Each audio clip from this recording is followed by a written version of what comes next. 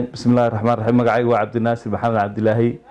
oo ka wakiila macdarka God Motors East Africa waxaan nagu soo xidhantay oo dalka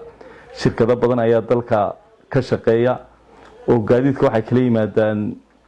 dibadda dalka gudihiisa waxba kama iibsadaan laakiin shirkadda Super Laguna Transportation ayaa si toosan noogu xidhan hadii aan macdarada nahay ku yaala Jamhuuriyadda Soomaaliland ama geyga Jamhuuriyadda Soomaaliland waxay sameysay inaan gaadiidkii naga iibsato geyga Jamhuuriyadda Soomaaliland ka iibsato wixii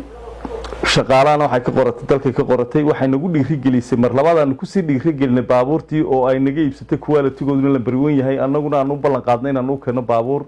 ugu cawaansan uguna nadiifsan iyaguna way nooga mahad celiyeen oo waxay yiraahdeen baabuurtaad naga iibsan waa baabuur u qalanta marka shirkadda waan soo dhaweynaa halala shaqeeyo baan leeyahay shirkadda Leeraa Super Transportation